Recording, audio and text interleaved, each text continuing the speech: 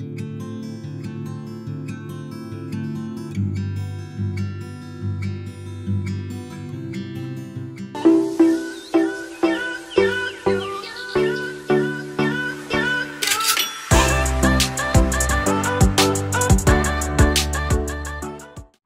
Bethanians, welcome once again to Bethany Virtual Cafe as we celebrate the 8th Sunday in Ordinary Time, Year C. And just like usual, I'd like to begin my Sunday reflection with some greetings.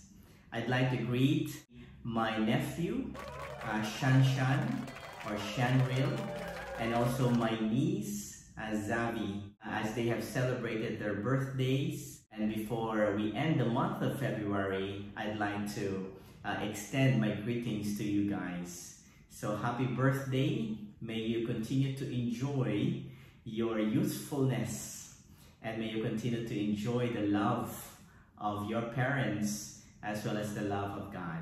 Rest assured of our prayers and our wishes for God's unceasing blessings and guidance.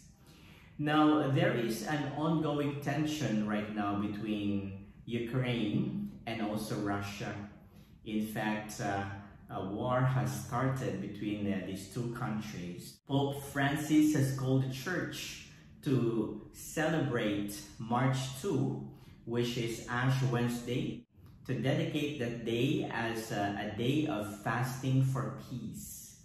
So may we as Catholics go hand in hand together to pray for peace. May peace reign and take into consideration the innocent people of Ukraine and Russia. We pray for them.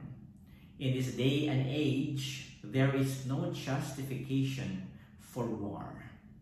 As Mahatma Gandhi would tell us, there is no way to peace. Peace is the way. Given the technology right now, we could no longer justify war.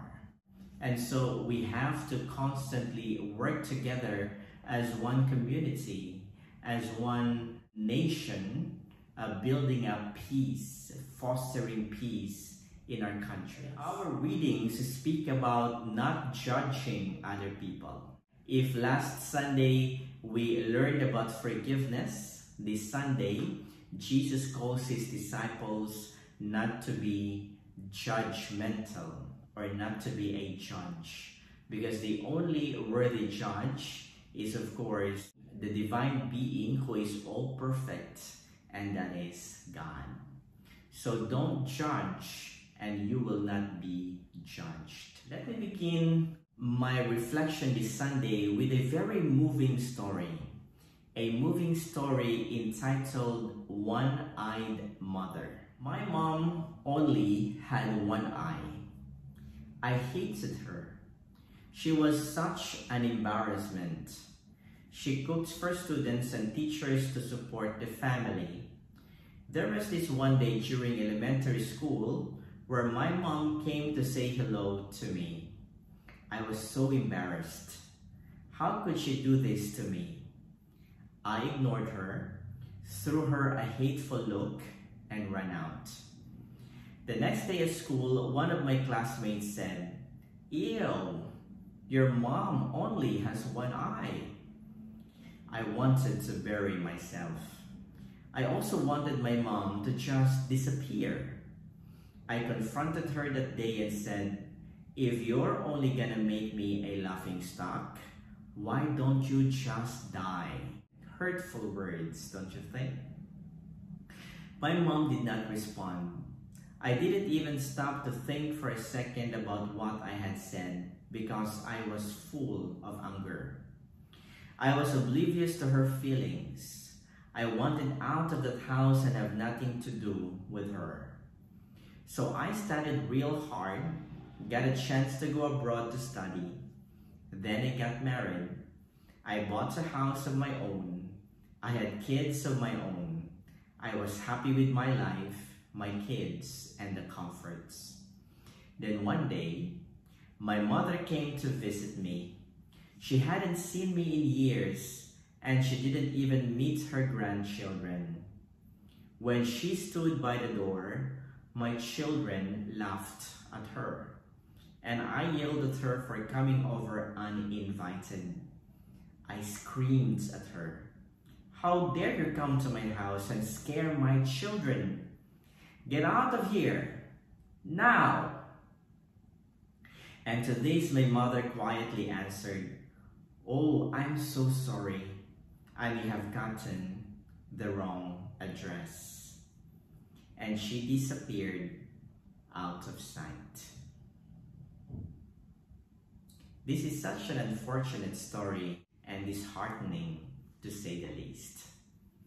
Now this Sunday, Jesus calls his disciples not to be judgmental and to be careful with the way they bring themselves out in public, to be careful about the words that they use, to be careful about what they say to other people, because what they say, what they do, could speak about what's within them.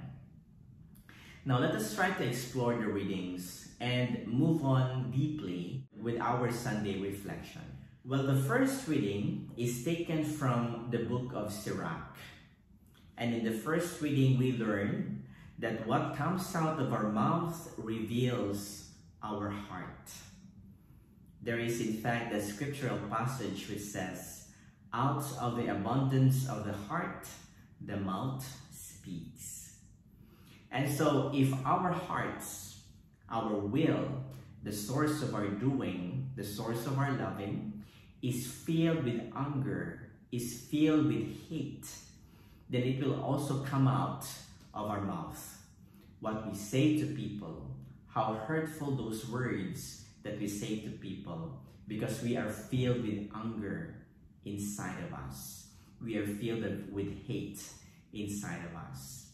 And so the book of Sirach would clearly testify to this, saying that we have to be careful with our words, because the words that come out of our mouth reflect what is within us, what is in our hearts.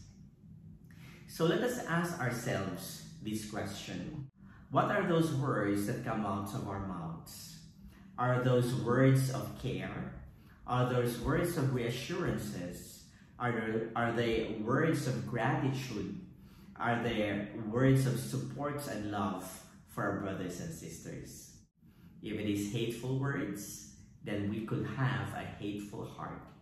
If they are words of reassurances and words of support, then deeply inside of our heart, we are filled with the love of God.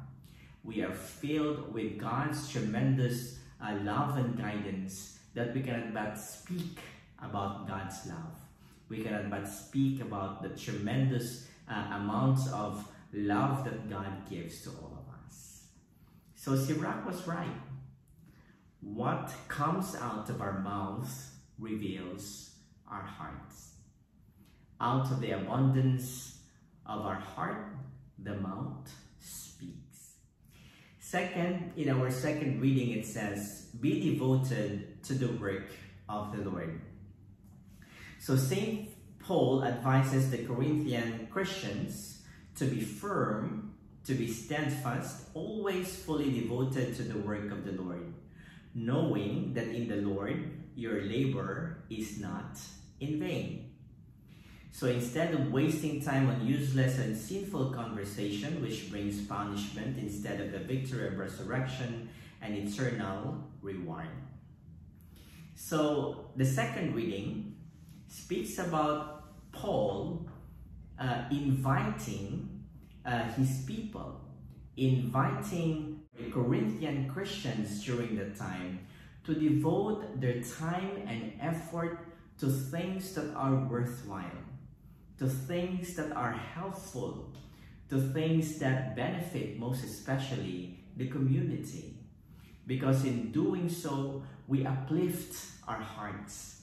In doing so, we uplift ourselves. So much so that as we are filled with the love of God, we share this love to other people, that they too are able to experience that same love flowing from our hearts, that same love flowing from the very love of God. And so it is important for us to always consider and see how important it is to do acts of charity. If you can remember in my previous homilies, I mentioned that there is joy in charity. There is joy in giving. Because when we are charitable, God dwells in our hearts. When we are charitable, we share. We become extensions of God's love to other people. And so St. Paul would encourage the Corinthian Christians to do the same. Because for St. Paul, he knows, right from his experience and his mission, that the work of the kingdom, being devoted to the work of the Lord, would bring us happiness, would bring us joy. People who are willing to complain about others in their absence are reluctant to do so to their faces. A preacher capitalizing on this fact devised an effective way of handling such critics. He kept a special book labeled Complaints of Members Against One Another. So when one of them would tell him about some fault of a fellow parishioner, he would say, "Well, here's my complaint book. I'll write down what you say, and you can sign your name to it. When I see that person, I'll take up the matter with him." That open ledger and the critic's awareness of his own faults always had a restraining effect. Immediately the complainer would exclaim, "Oh no, I couldn't sign anything like that." In 14 years, that book was opened 1,000 times, but no entry was ever made. Why no entry? Because basically, people realizes in their own way that they too are wounded. They too are weak. They too are limited. They have several faults of their own. Now, thirdly, in our gospel passage from the Sermon on the Plain given in Luke's Gospel, Jesus condemns our careless, malicious, and rash judgments about the behavior, feelings, motives, or actions of others by using the funny examples of one blind man leading another blind man and one man with a log stuck in his eye trying to remove a tiny speck from another's eye. So here in the Gospel, Jesus is trying to tell each and every one of his disciples that nobody is perfect. That before we start judging other people, we should first look into our flaws.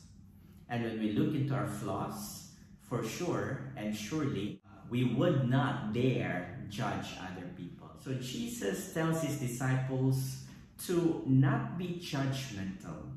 Do not judge, and you will not be judged. Now, let us go back to the story.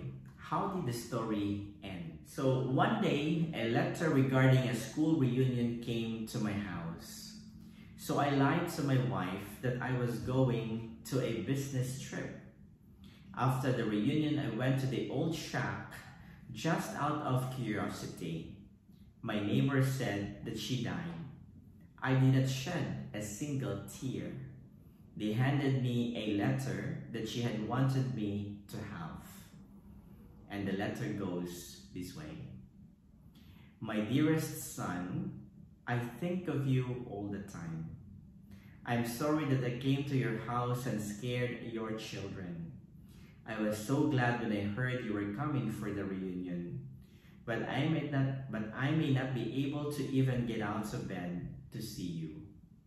I'm sorry that I was a constant embarrassment to you when you were growing up. You see, when you were very little, you got into an accident and lost your eye. As a mother, I couldn't stand watching you having to grow up with one eye. So I gave you mine. I was so proud of my son, who was seeing a whole new world for me in my place with that eye. With all my love to you, your mother. See? See where our rash judgments could bring us. She was one-eyed because of her selfless gesture of giving up one eye for her son, to be able to see the beauty of the world through her eyes. So this Sunday, as Jesus calls us not to be judgmental to our brothers and sisters, let us try to reflect more deeply and ask ourselves the following questions.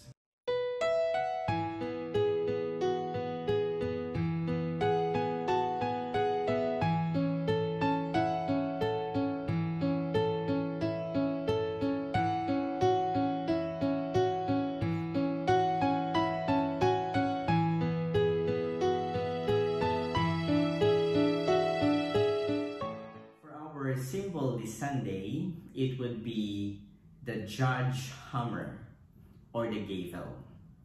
Well, I don't have a gavel here with me right now, but what is the use of a gavel? From Wikipedia, it says, a gavel is a small ceremonial mallet commonly made of hardwood, typically fashioned with a handle.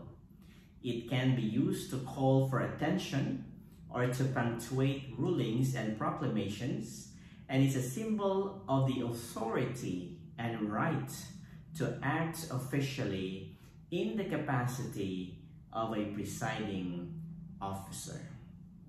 So it is a symbol of authority, and just as he is or she is a judge, then he or she has the authority to give the judgment or the verdict of a particular case.